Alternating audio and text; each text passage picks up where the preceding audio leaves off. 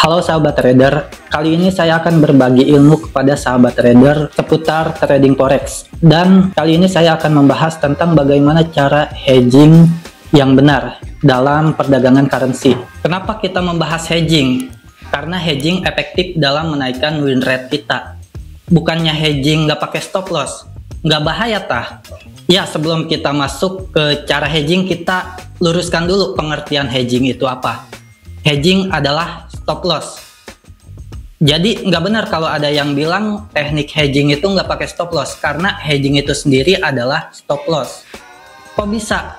Oke, jadi gini, misalnya kita buy, harganya turun, money management yang baik kita stop loss dong, biar nggak rugi lebih gede lagi. Close posisi buy kita tadi jadi bersih, nggak ada posisi nyangkut. Itu disebut hard stop loss atau hard cut loss, karena posisi terbuka kita eksekusi, jadi kita hilangkan semua open posisi kita, jadi nggak ada posisi yang nyangkut. Kalau hedging bagaimana? Kita open posisi buy, harganya turun, alih-alih posisi buy kita hilangkan, kita malah open posisi sell. Oke, jadi misalkan gini, kita buy, harganya turun, money management yang baik itu kita stop loss dong, biar nggak rugi lebih gede lagi. Kita close posisi buy kita tadi jadi bersih, nggak ada posisi nyangkut. Itu disebut hard stop loss atau hard cut loss, karena posisi kita yang tadi buy kita eksekusi, kita hilangkan supaya nggak ada posisi rugi yang nyangkut. Nah, kalau hedging bagaimana? Kita open posisi buy, harganya turun, alih-alih posisi buy kita hilangkan, kita malah open posisi sell di bawah, jadi ngelock. Kalau kita open posisi 0,1 terus turun, kita open posisi sell 0,1, itu ngelock atau flat. Habis itu harga turun terus, tapi stop loss kita atau rugi kita nggak bertambah. Apa namanya kalau bukan stop loss? Kita buy terus kita rugi, kita sell, rugi kita berhenti. Stop loss, menghentikan kerugian.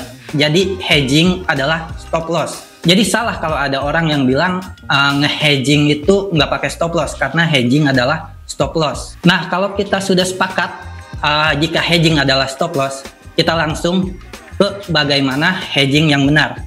Emang ada hedging yang nggak benar? Sebenarnya nggak ada hedging yang nggak benar, semua hedging itu benar. Cuma ada hedging yang bikin kita untung, dan ada hedging yang bikin kita rugi. Nah, kita nggak mau pas kita hedging malah bikin rugi kita tambah gede. Iya kan? Oke, kita langsung ke penggunaannya. Misalkan kita menggunakan strategi supply and demand. Dalam trading ini saya sudah menyiapkan area zona demand di sini. Jadi intinya adalah pada saat harga turun ke bawah dan terjadi rejection di zona demand ini, maka saya akan open posisi buy. Karena ada rejection di zona demand yang artinya akan ada pembalikan arah. Oke, seperti ini harga turun ke zona demand dan terjadi rejection di sini, maka saya akan open posisi buy di sini, misalkan buy 0,1, dan ternyata harganya kembali ke zona demand dan breakout ke bawah. Money management yang baik adalah kita cut loss buy kita di sini, jadi kita hilangkan semua posisi kita. Tapi karena kali ini kita akan membahas tentang hedging, maka kita tidak akan meng-cut loss posisi kita, tapi kita akan melock posisi kita dengan cara open posisi sell di bawah. Di sini kita open posisi sell, buy 0,1 dan sell 0,1. Jadi jika harga terus ke bawah, maka stop loss kita sudah terhenti. Ini yang disebut stop loss. Kerugian kita terhenti sampai di sini saja. Tapi karena ini breakout dan ada kemungkinan dia terus ke bawah, jadi saya akan menambahkan sell saya 0,01 kembali. Kenapa enggak 0,2 sekaligus? Jadi di sini buy 0,1 dan saya sell 0,2. Jadi jika harga terus ke bawah, saya bisa close dengan keuntungan. Alasannya adalah agar mudah untuk diperbaiki. Jadi biasakan untuk memecah posisi kita, jangan langsung 0,2, karena kita akan kesulitan untuk mereduce atau untuk melakukan scaling out posisi tersebut jika kita langsung open 0,2. Maka dari itu saya open posisi 0,1 dan 0,1. Oke, harga lanjut ke bawah, artinya posisi buy kita ini minusnya tambah gede, tapi posisi sell kita sudah profit. Nah, jika dia terus ke bawah, kita bisa close keduanya. Jadi pada saat sudah overall, sudah profit, jadi kerugian dari buy kita sudah tercover oleh sell kita, kita bisa closing semua posisi kita dengan keadaan untung. Itu hedging. Nah, bagaimana kalau ternyata dia ke atas lagi? Kita coba, oke, dia ke atas, masuk ke zona demand kembali. Itu artinya ini adalah fake breakout. Bagaimana kalau terjadi seperti ini? Apakah kita close posisi sell kita atau kita biarkan?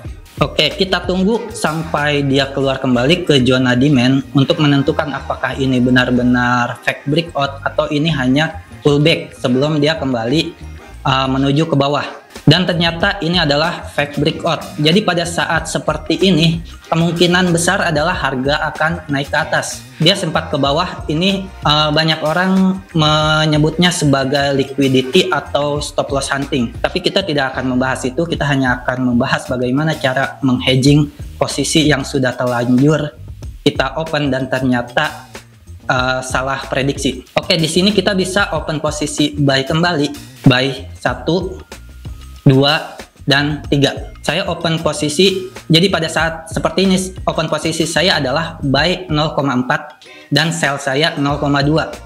Jadi misalkan dia ke atas, maka posisi buy saya akan mengcover kerugian dari posisi sell saya. Kita tunggu apakah dia ke atas atau ke bawah. Dan ternyata dia masuk lagi ke zona demand.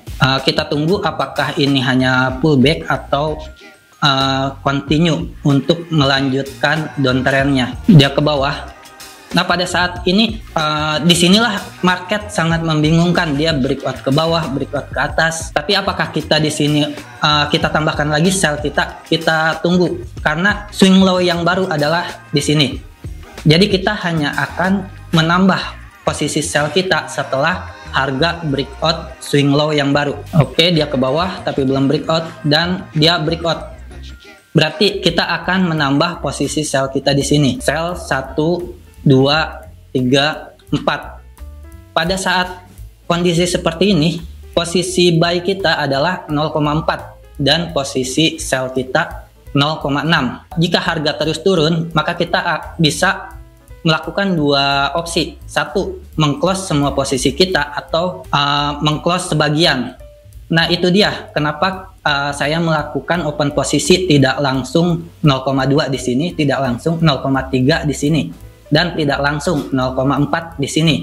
Fungsinya adalah agar saya bisa mengclose sebagian. Kita lanjutkan kemana candle akan berjalan. Oke, dia kembali ke atas, ke atas, ke atas.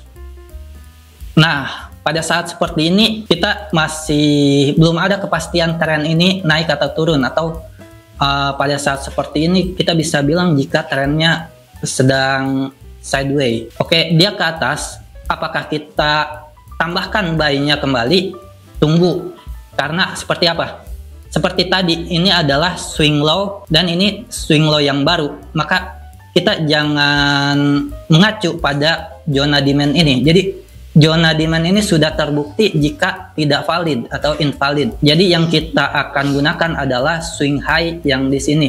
Jadi tunggu sampai swing high-nya terbreakout baru kita tambahkan buy kita. Memang breakout untuk swing high yang barunya. Jadi kita di sini tambahkan buy lagi 0,1, 0,1, 0,1, 0,1, dan 0,1.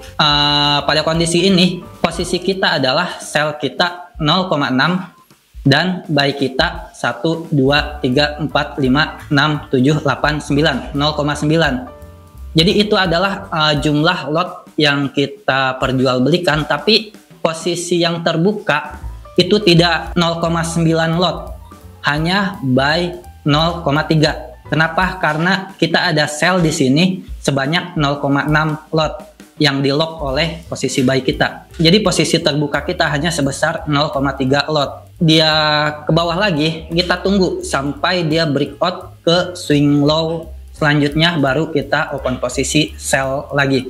Tapi jika di atas kita bisa take profit atau kita bisa scaling out atau kita reduce lot kita karena sudah terlalu banyak. Oke, dia ke bawah, tapi kita tidak akan open posisi sell di sini karena kita menunggu sampai breakout swing low sebelumnya. Oke, dia mulai ke atas, ke atas, ke atas. Oke, pada saat seperti ini kita sudah mendapatkan di sini sell kita sudah pasti loss, buy, posisi buy kita sudah ada profit. Dan pada saat seperti ini memang masih floating loss, tapi floating loss kita tidak sebanyak sebelumnya karena jumlah posisi buy kita itu lebih banyak daripada posisi sell. Karena kita melihat di sini adalah resisten atau bisa dibilang zona supply, jadi kita bisa melakukan yang namanya scaling out. Jadi kita akan menghilangkan beberapa posisi baik itu buy maupun sell. Oke, jadi itu adalah bagaimana menggunakan hedging yang benar. Dan sebagai tambahan di sini saya juga akan memberikan tips tentang seputar hedging ini. Dan tips yang pertama adalah jangan gunakan hedging sebagai senjata utama dalam trading kita.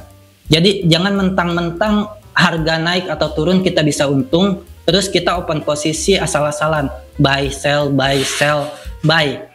Udah kita buy aja, nanti kalau turun kita hedging, atau sell aja, nanti kalau naik tinggal di hedging aja. Jangan seperti itu, tetap harus ada strategi menentukan entry kita. Hedging adalah money management yang kita lakukan jika harga bergerak berlawanan dengan posisi kita. Dan tips yang kedua adalah, jadi pecah lot open posisi kita. Jangan langsung kita open posisi 0,2 atau 0,4, tapi dipecah menjadi 0,1 kali 2 atau 0,1 kali 4. Fungsinya apa? Agar kita mudah untuk melakukan scaling out. Bagaimana atau apa itu scaling out? Scaling in atau scaling out? Bagi yang ingin mempelajari bagaimana cara scaling in dan scaling out, bisa menghubungi trader support. Nanti kita bisa lakukan private training, kita akan ajari sampai mahir bagaimana cara melakukan scaling in dan scaling out, terutama ketika kita melakukan strategi hedging ini.